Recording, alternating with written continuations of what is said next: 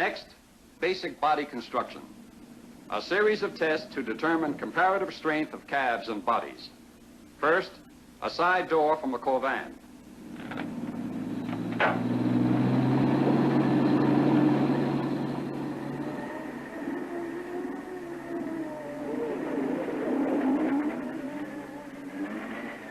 We've applied all the power available from that truck, and yet the Chevrolet door with its sturdy double-walled construction shows no appreciable damage.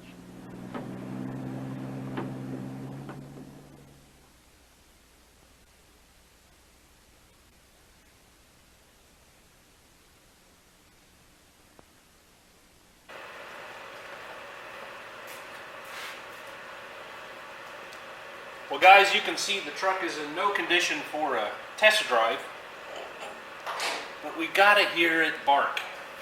We gotta hear it snort, hear it roar. So I'm putting 5 gallons of real gas in it, and then we're gonna prime it, see what happens.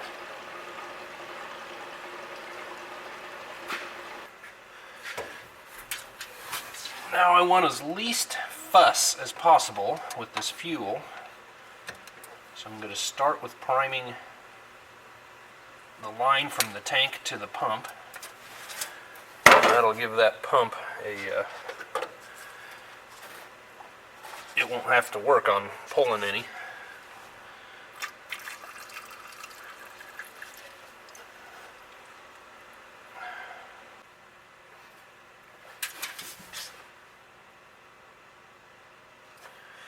Alright, I've gotten quite a bit in there.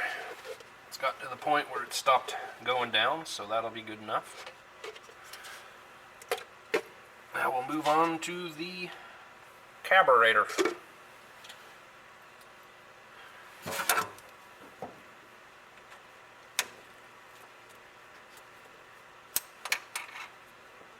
Oh, that can't be good.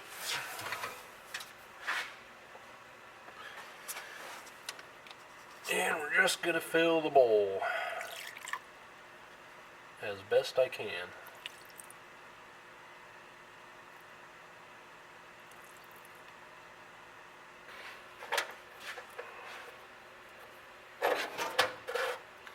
Now I'm just going to crimp this power wire in with the battery cable for now.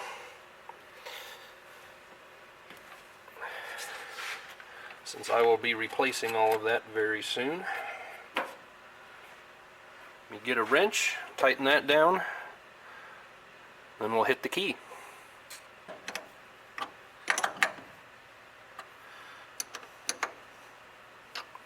So not a cool cable.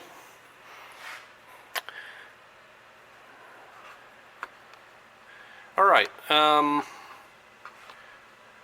guessing my distributor is a little bit too far advanced. I've got it down snug, but I can turn it. We'll put a timing light on that once we get it going. And the carburetor idle mixture screw is 1.5 out. Good starting point. The idle speed screw is exactly where it was to begin with. So we'll work all that out as we go. But let's see if this makes some noise.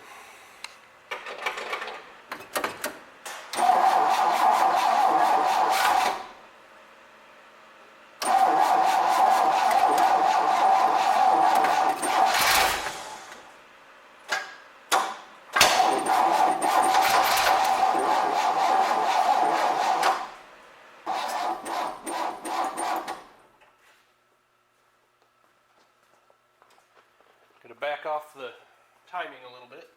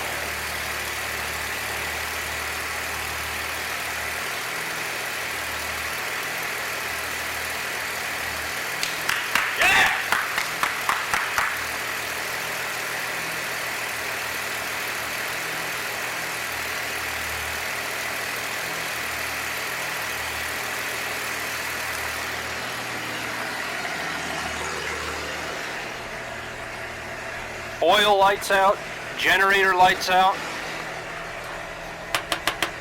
If the gas gauge works, I would say that's correct with 5 gallons in it. That beautiful exhaust with the barbed wire accessory there. Let's listen to the valve train. Man, it's beautiful.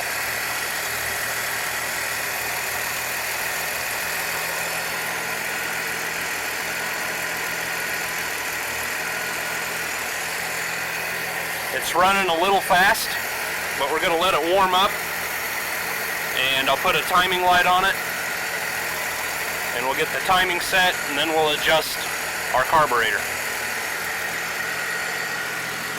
You can see the oil on the manifold's already burning off. It might be the tiniest hint of an exhaust leak. And remember, I had to repair this exhaust manifold. I soldered the back side of it.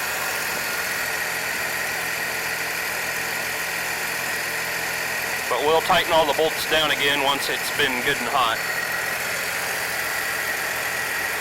Man, that sounds good.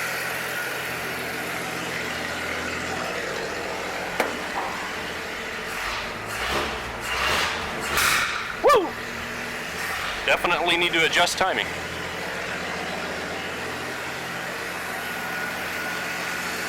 I'm gonna get a quick video on my phone for the owner, send it to him, and then we'll do some more work. Well, it looks like things are really getting serious here. Okay, what have I got going on? First of all, I got my old tack and dwell meter hooked in. You hook that on the negative side of the coil with the positive lead and then ground out the other lead. That'll give me my tack. Dwell on this. This distributor, you just set the points like any old set of points. It is not an adjustable dwell like the V8s of the day. So we already did that. I believe, if I remember right, 19 thousandths gap for a new set. So I'll be monitoring. I want 450 to 500 RPMs. Timing light is hooked up to the battery to number 1 wire, and on this, that's going to be hard to show you, but this tripod, okay. It's pretty dark down there. Each line is 2 degrees, so I'm going to set it to 2 lines past the 0 towards the A, which is up. That'll give me 4 degrees advance, which is what the book calls for on this engine. Hopefully I can give you a good shot of that. And then when you're setting timing, of course, you want the engine warm. You also want the vacuum advance port or line plugged off. I'm going to start, I've got the RPM was up around 800 originally, and I've already lowered it a couple hundred RPMs.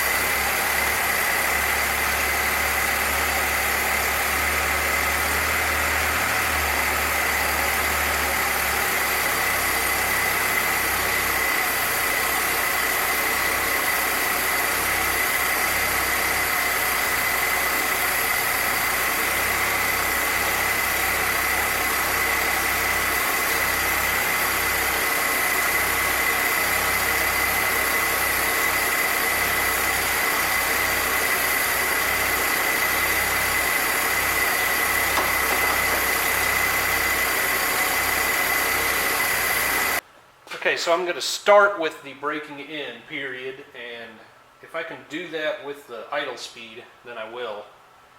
Just crank down and see if I can get about 2,000 RPM out of it. And then I'll let that go for 20 minutes or so.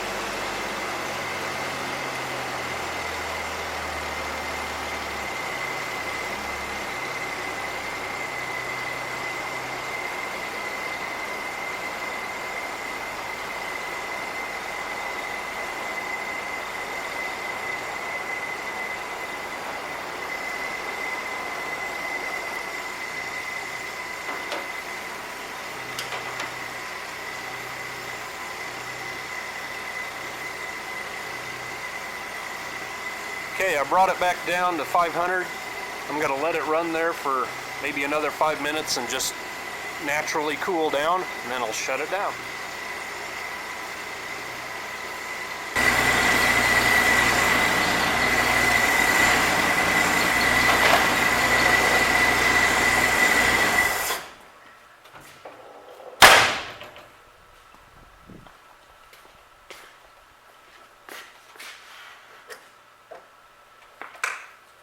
Well, it's times like these you always feel a little bit like a expectant father in the waiting room.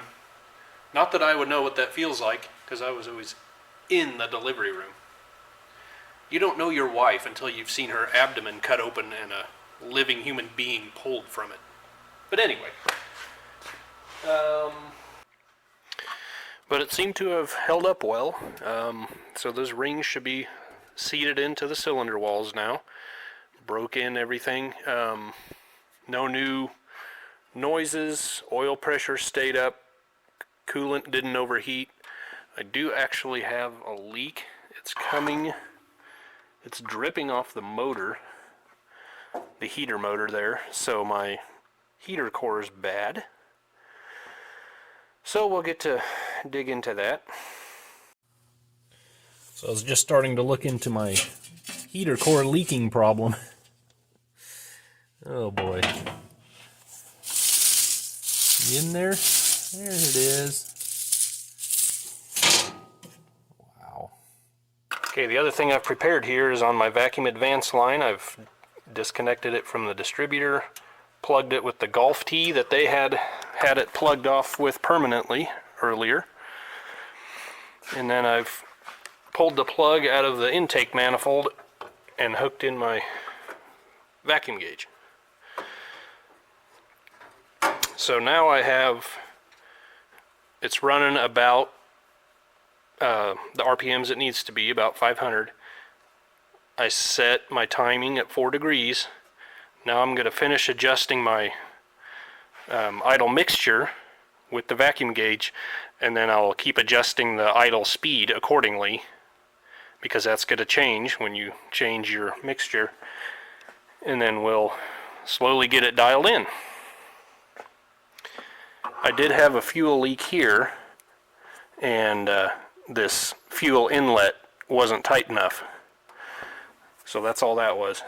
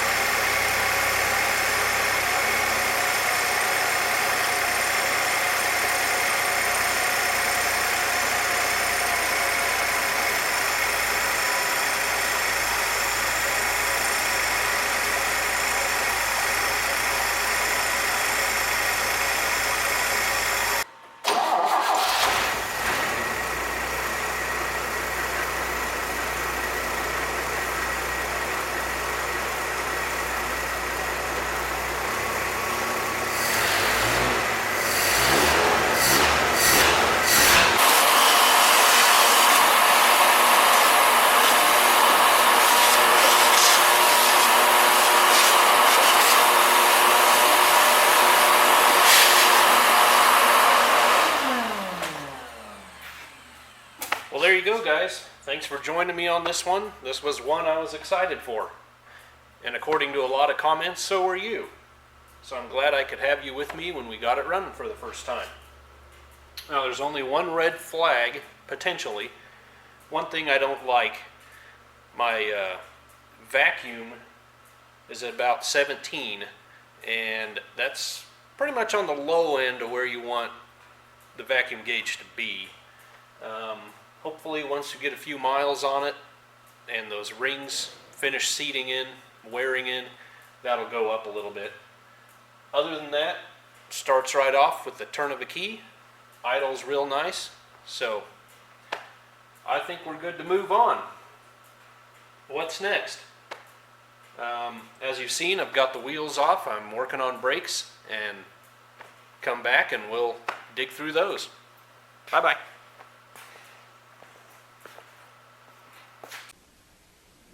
Ford, that's a different story. The Ford door, with its single wall construction, is bent double.